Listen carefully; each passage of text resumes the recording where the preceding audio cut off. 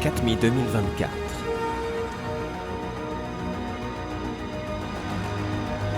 Interview Plateau. Martin Rochon. Bonjour à toutes et tous, merci beaucoup en tout cas pour votre présence. Martin Rochon aujourd'hui parmi nous, donc directeur général de Okinea. Mais alors dites-nous un petit peu de quoi il s'agit Okinea, qu'est-ce que ça fait exactement ? Merci, bonjour Salim, bonjour à toutes et tous. Alors Okinea, c'est un groupe d'une centaine de personnes, c'est une PME experte en accessibilité. On est l'inventeur des feux sonores radiocommandés. En l'occurrence, c'est mon père Gilles Rochon et ma mère Valérie qui ont inventé ce dispositif.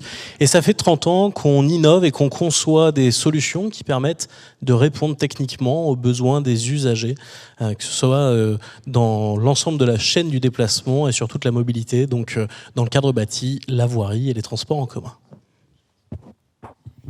Alors on vous connaît pour deux termes, l'orientation et la signalétique inclusive. Comment est-ce qu'on bâtit une orientation, une signalétique inclusive? À destination de qui vous avez commencé à répondre?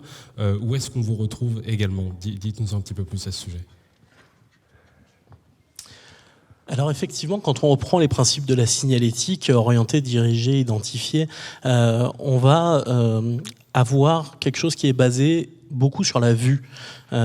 Et en 1993, quand mon père invente les feux sonores radiocommandés, en fait, c'est les prémices de la signalétique multisensorielle. C'est-à-dire qu'on est venu apporter une signalétique qui va toucher d'autres sens, en l'occurrence l'auditif pour les personnes déficientes visuelles, pour permettre de rendre le service. Et ce qui est intéressant dans cette signalétique multisensorielle, c'est qu'on va pouvoir adapter la réponse technique à l'ensemble des besoins. Donc aujourd'hui, on déploie des solutions qui sont des langages tactiles, podotactiles, haptiques. On va avoir beaucoup de solutions qui vont permettre d'éveiller l'ensemble des sens pour améliorer la mobilité et être certain que l'usager qui en a besoin aura la bonne modalité de langage. Vous le disiez, depuis 30 ans, il y a eu de l'évolution. Les utilisateurs, comme moi et comme beaucoup parmi nous qui nous regardent en direct aujourd'hui, ont appris à être patients et en ont pour certains un peu ras-le-bol d'attendre. Alors, on est très heureux de voir que vous vous implantez très largement sur le territoire, mais à l'étranger également. Qu'est-ce qu'il vous faut, qu'est-ce qu'il vous manque pour aller plus vite, pour aller plus loin ? En réalité, à nous, il ne nous manque pas grand-chose. On a beaucoup de solutions pour répondre aux besoins des usagers. En fait, le fond du sujet, et je trouve que cet entretien aujourd'hui, cette conférence, elle le montre bien. Malgré mon jeune âge, je fais partie des dinosaures de l'accessibilité. En fait, en réalité, l'accessibilité, c'est un sujet un peu nouveau. Moi, ça fait plus de 15 ans que je fais des conférences comme celle-ci où on donne de l'information sur la manière d'adapter, la manière de rendre accessible. Il y a 15 ans, quand on faisait des conférences comme ça, il y avait une partie du public, une partie des orateurs qui étaient des philosophes. On est passé à des architectes, avec les agendas d'accessibilité programmés, on a eu des juristes, des responsables techniques. Et aujourd'hui, c'est des directions générales, c'est des directions marketing, des personnes qui s'occupent du service client, qui sont dans la salle ou sur l'oratoire. Et c'est ce qui, je trouve, est le plus pertinent, c'est-à-dire qu'on commence à prendre en compte que être en situation de handicap, c'est pas un statut. On a des voyageurs, on a des citoyens, on a des personnes qui ont un besoin d'accès à un service. Et donc, il faut s'assurer qu'on réponde techniquement à ce besoin parfaitement. Et je crois qu'on commence, en tout cas dans le monde du transport, on le voit aujourd'hui, à en prendre la trajectoire. Donc, je crois que ce qu'il fallait, c'était un peu de temps, mais on y est. Martin Rochon, dinosaure de l'accessibilité, je me dois de vous poser cette question, puisque quand on parle d'accessibilité, il y a un autre sujet qui est intimement lié, les moyens. Est-ce que l'accessibilité, de votre point de vue, ça coûte si cher que ça ? Alors, si c'est vu comme un coût, tout coûte. Donc effectivement, si on prend ce prisme-là, on peut se dire que ça coûte cher. En réalité, déjà, il faut parler d'investissement. C'est-à-dire que si je prends des secteurs pour sortir un peu des transports, on a le groupe Accor qui est présent aujourd'hui. Si on sort des transports, quand on a la Banque mondiale qui nous apprend que l'inaccessibilité des hôtels fait perdre 20% de part de marché à l'hôtellerie, ça me pose question et je me dis que c'est plutôt un vrai investissement. La même Banque mondiale nous dit que quand on rend accessible un hôtel, la clientèle en situation de handicap va dépenser 45 à 50% en plus qu'une clientèle lambda et que le taux de rebond, ça sera 5 fois supérieur. De mon point de vue, je pense que c'est plutôt un très bon investissement qu'il faut faire dans ce milieu-là. Maintenant, la question du coût, si on rattache au transport, la réalité c'est que 90% du coût des travaux d'accessibilité sont en réalité des problématiques de franchissement qui sont réglées. Le franchissement, on sait bien que ça va servir à tout le monde et je crois que tout le monde est heureux quand il y a un ascenseur, un escalator ou ce type de système. L'infrastructure est complexe parce qu'on vient passer à travers de la technicité de l'infrastructure des bâtiments et donc ça peut coûter cher. En réalité, quand on parle de nos sujets, qui sont des travaux de seconde œuvre, de la signalétique multisensorielle, de l'orientation, des choses qui permettent à 100% des voyageurs de se repérer, c'est une infime partie des budgets. Et donc l'accessibilité ne coûte pas cher et le retour sur investissement, il est intéressant parce que 80% des handicaps sont invisibles. Je pense que dans la salle, tout le monde est bien au courant. Et donc, il faut répondre à ça et arrêter d'agiter le drapeau du coût qui, en réalité, demande à être un peu redécoupé dans les budgets pour être pertinent. Alors justement, vous, en tant que fournisseur de solutions, comment rester connecté aux réels besoins du terrain? Comment être certain que ce que vous proposerez s'adressera au plus grand nombre et sera efficace pour, allez, je vais oser le dire, mais envisager ce que vous n'envisageriez pas? Merci pour cette question. Je crois que c'est le modèle de l'entreprise. Dans l'ADN, on a un process d'innovation qui base l'usager au cœur du système. Ce qu'il faut savoir quand on innove, c'est que 90% ne passent pas la phase de la preuve de concept pour aller sur le marché. La réalité dans l'innovation, c'est que, comme dans tout, on réfléchit, on teste, on itère, et puis très souvent on se loupe. Et puis parfois, on trouve. Ce qu'on fait depuis 30 ans chez Okinea, c'est d'avoir des usagers au cœur du système à l'intérieur de l'entreprise, évidemment à l'extérieur de l'entreprise, et puis d'échanger avec nos clients. C'est-à-dire que l'usager, il y a certes l'usager final qui pour nous est primordial, mais il y a aussi l'ensemble de la maintenance, l'ensemble des propriétaires, gestionnaires de bâtiments à qui on s'adresse pour être certain que les solutions qu'on développe puissent répondre aux besoins des usagers. Et ça, c'est ce qui est primordial dans le cadre des Jeux Olympiques et Paralympiques. On a vu beaucoup de tests, beaucoup d'innovations. Il y a beaucoup de choses qui ont été testées et c'est tant mieux parce que ça permet de mettre le sujet sur la table.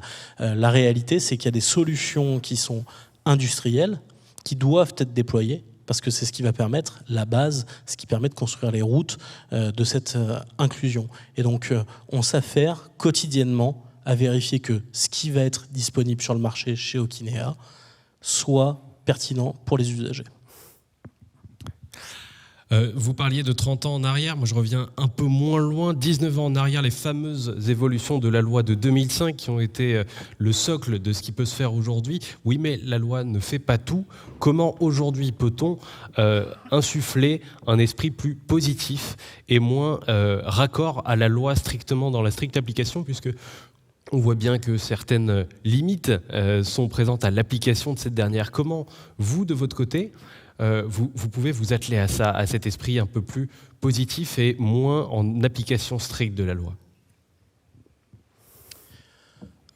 Bon, je ne suis pas ni l'État, ni gestionnaire de patrimoine, et pour une entreprise, juger la loi, c'est toujours un peu complexe. Ceci dit, je pense qu'il faut l'appliquer quand même, la loi. Entre nous, je crois que notamment...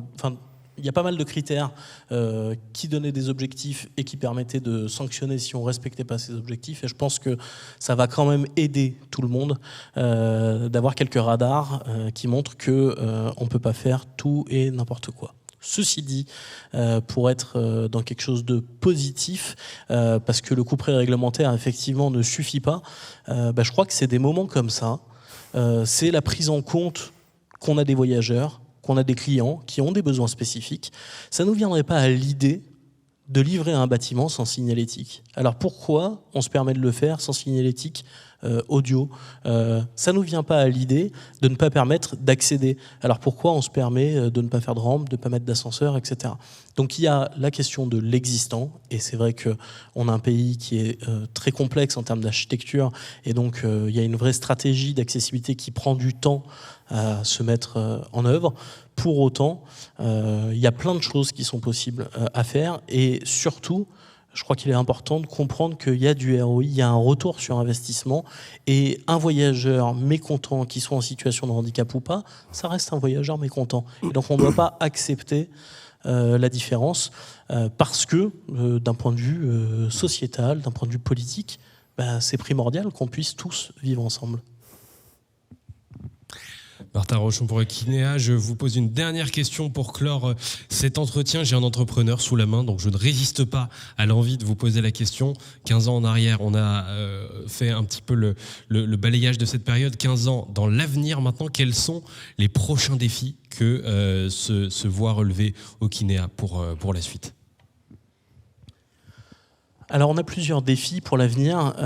Il y en a un qui nous tient à cœur, qui est dans notre charte RSE, et pour le coup sur lequel vraiment c'est une action importante, c'est de rendre définitivement gratuite la télécommande qui déclenche les feux sonores aux usagers. Donc cette petite télécommande, aujourd'hui, on est en train de travailler d'arrache-pied avec différents services publics, privés, pour qu'elle soit définitivement remise gratuitement aux usagers. Parce qu'il y a 350 000 feux sonores en France. On a quand même la chance d'avoir un pays le plus en avance en matière de sécurisation de traversées piétonnes. Pour autant, les usagers ont du mal parfois à acquérir la télécommande. C'est la même qui va permettre de déclencher les balises sonores, les bornes d'info voyageurs et tous les systèmes dédiés en termes de signalétique sonore. Donc ça, c'est quelque chose qu'on mène et qui nous est vraiment très important.